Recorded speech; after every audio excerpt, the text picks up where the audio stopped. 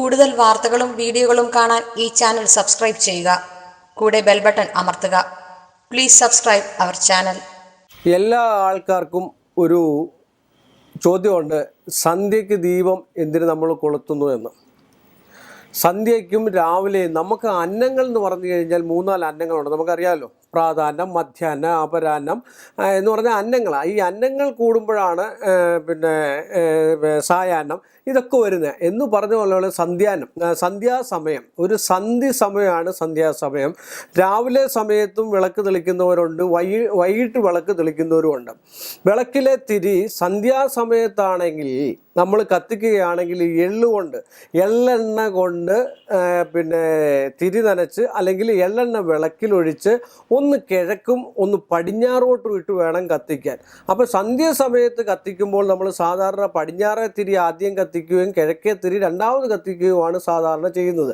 ദിവർദ്ധിൻ ധനവർദ്ധിത, 2 തിരി ഇട്ട് ഗൃഹത്തിൽ വിളക്ക് തെളിച്ചു കഴിഞ്ഞാൽ അവിടെ ധനവും ഐശ്വര്യവും മഹാലക്ഷ്മിയും ഉണ്ടാകും. അതിൻ്റെ മുമ്പിലിരുന്ന് നാമം കൂടെ ജപിച്ചു കഴിഞ്ഞാൽ ഏറ്റവും ഉത്തമമായിരിക്കും. അത് എണ്ണ നിറച്ചൊഴിക്കണമെന്നാണ് പ്രമാണങ്ങൾ പറയുന്നത് തന്നെ. സ്നേഹോയസ്യോഹദേഹോ, സ്നേഹം എന്ന് പറഞ്ഞാൽ സംസ്കൃതത്തിൽ എണ്ണയെന്നാ, അത് ശരീരത്തെ സൂചിപ്പിക്കുന്നതാണ്. അതുകൊണ്ട് നിറച്ച് എണ്ണ ആ വിളക്കെന്ന് പറഞ്ഞാൽ ദീപഭാജനം എന്നാണ് പറയുന്നത്. അതിനകത്ത് എണ്ണയൊഴിച്ച് തിരിയിട്ട് അഗ്നി തെളിക്കുമ്പോൾ മാത്രമേ അത് വിളക്കെന്ന് പറയുന്നുള്ളൂ.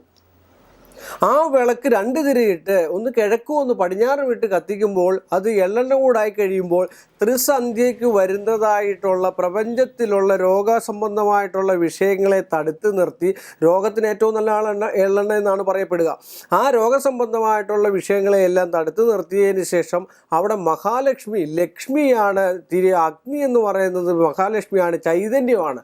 ആ ലക്ഷ്മിയെ തെളിച്ചു കഴിയുമ്പോൾ ആ ഗൃഹവും ആ ഗൃഹത്തിലുള്ള പരിസര പ്രദേശങ്ങൾക്കും ഉള്ളവർക്കും ഒരു പോസിറ്റീവ് എനർജിയും ഒരു തത്തുല്യ ബലയുക്തമായിട്ടുള്ള ചിന്താഗതിയും മാനസിക വിഷമങ്ങളും ദുരിതങ്ങളും ഒക്കെ മാറിക്കിട്ടും.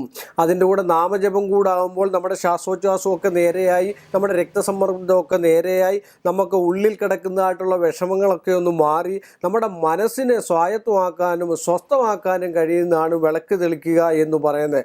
നാമം കൂടെ ജപിച്ചു കഴിയുമ്പോൾ ആ വീട്ടിൽ ഏറ്റവും നല്ല ഐശ്വര്യമായിരിക്കും ഉത്തമമായിട്ട് വരുന്നത്.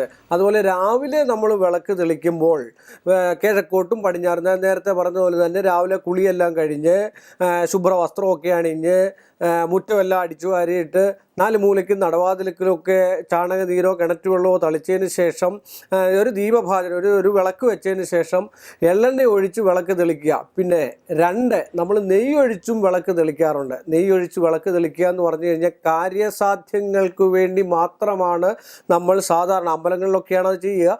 എങ്കിൽ തന്നെ വീട്ടിൽ നമ്മൾ നെയ്യൊഴിച്ച് എന്തെങ്കിലും ഒരു കാര്യം, ഒരു വിവാഹം നടക്കണം, ഒരു വിദ്യയ്ക്ക് ഉയർച്ച ഉണ്ടാകണം, ഒരു ജോലി, ഒരു തൊഴിൽ കിട്ടണം, ഇങ്ങനെയൊക്കെയുള്ള തടസ്സങ്ങളുണ്ടെങ്കിൽ നമ്മൾ നെയ്യൊഴിച്ച് 2 തിരിയിട്ടോ അല്ലെങ്കിൽ ഭദ്രദീപമായ 5 തിരിയിട്ടോ നമുക്ക് തെളിക്കാമെന്നാണ് പറയപ്പെടുക. അതിനൊരു ഒരു ഘട്ടം കൂടുണ്ട്, ഒരു മണ്ഡലമുണ്ട്. ഇനി 12 ദിവസം അല്ലെ 21 ദിവസം അല്ലെ 41 ദിവസം അതിനുള്ളിൽ നമ്മുടെ കാര്യങ്ങളുടെ സാധ്യതാവസ്ഥ ഉണ്ടാകുമെന്നാണ് പറയപ്പെടുക.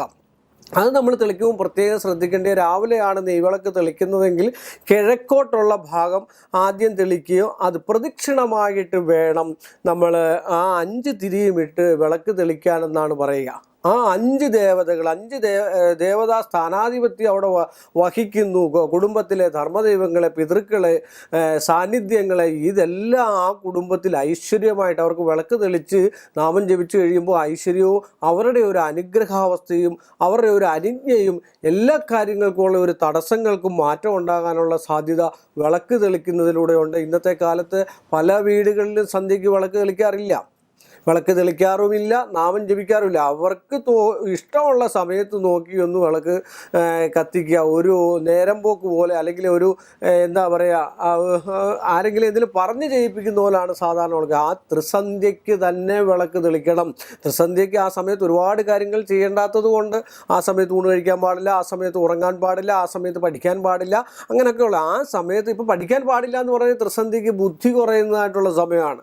അപ്പം ചന്ദ്രൻ്റെ ബലം കുറഞ്ഞ് അങ്ങ് പിന്നെ പടിഞ്ഞാറോട്ട് പോയി ഇരുട്ടിലേക്ക് കടക്കുന്നതായിട്ടുള്ള സമയം കൂടാണ്. അപ്പോൾ മനുഷ്യ ശരീരത്തിൽ പല ഘടകങ്ങൾക്കും വ്യതിയാനങ്ങൾ സയൻറ്റിഫിക്കായിട്ട് പറയുകയാണ്, വ്യതിയാനങ്ങൾ ഉണ്ടാകുന്നതായിട്ടുള്ളൊരു സമയം കൂടാണ് ഈ സന്ധ്യാസമയം. അതുകൊണ്ട് വിളക്കൊക്കെ തെളിച്ച് നെയ്യൊഴിച്ചൊക്കെ വിളക്ക് തെളിച്ച് ഉത്തമമായിട്ട് കണ്ടു കഴിഞ്ഞാൽ ആ കുടുംബത്തിൽ ഐശ്വര്യവും സമാധാനവും, ഒരു വാക്ക് തർക്കമോ അന്യോന്യ പരസ്പര വിദ്വേഷങ്ങളോ ഒന്നുമില്ലാതെ മുന്നോട്ട് പോകാൻ സാധിക്കുമെന്നാണ് എൻ്റെ അഭിപ്രായം. കൂടുതൽ വാർത്തകളും വീഡിയോകളും കാണാൻ ഈ ചാനൽ സബ്സ്ക്രൈബ് ചെയ്യുക. കൂടെ ബെൽ ബട്ടൺ അമർത്തുക. Please subscribe our channel.